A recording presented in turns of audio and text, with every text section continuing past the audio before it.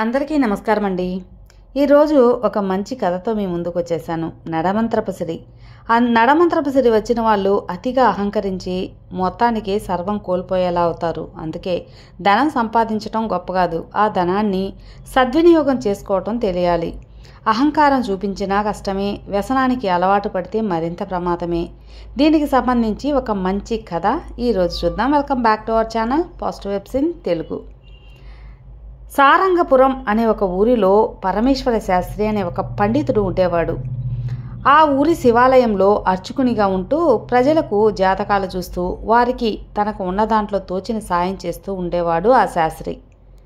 సాయంత్రం గుడికిని వచ్చిన వాళ్లకు తనకు తెలిసిన మంచి మాటలు చెబుతూ ఉండేవాడు కూడా. ఏ కష్టం వచ్చినా ఆయనకు చెప్పుకొని తగిన సలహా తీసుకుని బాగుపడేవారు ఆ ఊరి జనం. ఆ ఊరిలోనే రంగయ్య అనే ఒక చిన్న వ్యాపారి కూడా ఉన్నాడు. ఆ వ్యాపారం అంతగా ఎదుగు బొదుగు లేకుండా కష్టపడుతూ ఉండేవాడు రంగయ్య. శాస్త్రి గారి వద్దకు వచ్చి తన కష్టాలు చెప్పుకొని ఊరట పొందేవాడు రంగయ్య. కాలం కలిసి వస్తుందనిలే త్వరలో అని శాస్త్రి గారు ధైర్యం చెప్పేవారు. ఆ ధైర్యంతో అలా కాలం గడుపుతూ ఉండేవారు. ఒక 10 రోజులు వ్యాపార నిమిత్తం పట్నం వెళ్ళి వచ్చిన రంగయ్య శాస్త్రి గారి దగ్గరకు రానే లేదు.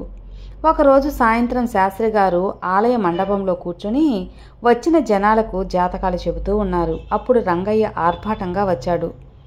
ఎప్పుడూ శాస్త్రి గారిని చూడగానే నమస్కరించేవాడు.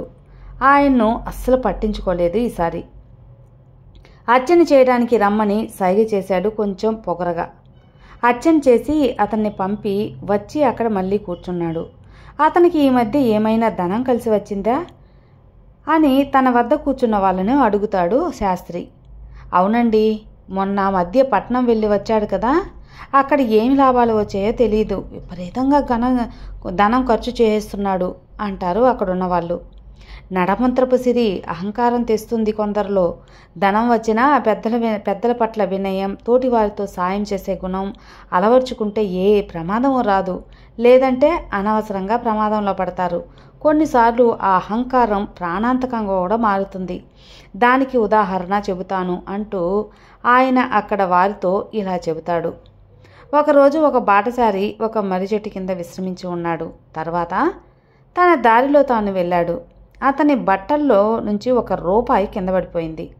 ఆ చెట్టు కింద త్వరలో ఉన్న ఒక కప్ప ఆ రూపాయి బిళ్ళను చూసి ఆకర్షితురాలై నోటితో పట్టుకుంది. అంతే, దానికి గొప్పదానిని అనే ఒక అహంకారం కూడా వచ్చేసింది కప్పకి. ఆ వైపుగా రాజుగారి మదపటేనుగు వచ్చింది. దానిపైకి ఎదురెళ్ళి కొంచెం గర్వం చూపించింది.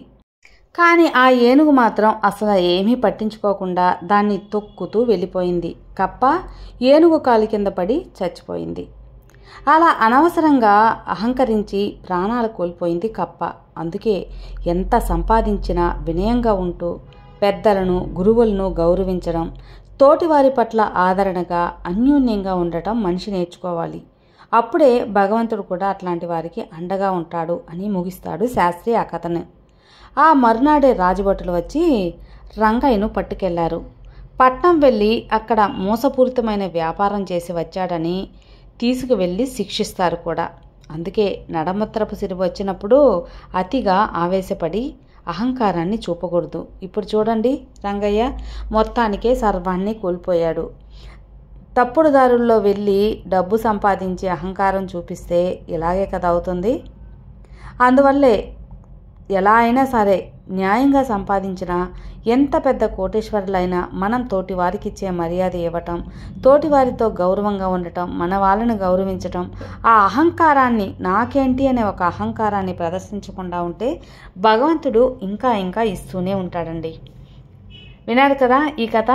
కాబట్టి మనలో ఈ అహంకారం అనే నడమంత్రపు సిరి అనేది అస్సలు ఉండకుండా చూసుకున్నట్లయితే మనకు భగవంతుడి అండ, ప్రకృతి అండ కూడా ఉంటుంది. మంచి స్థాయికి వెళ్ళి సంతోషంగా జీవించవచ్చు.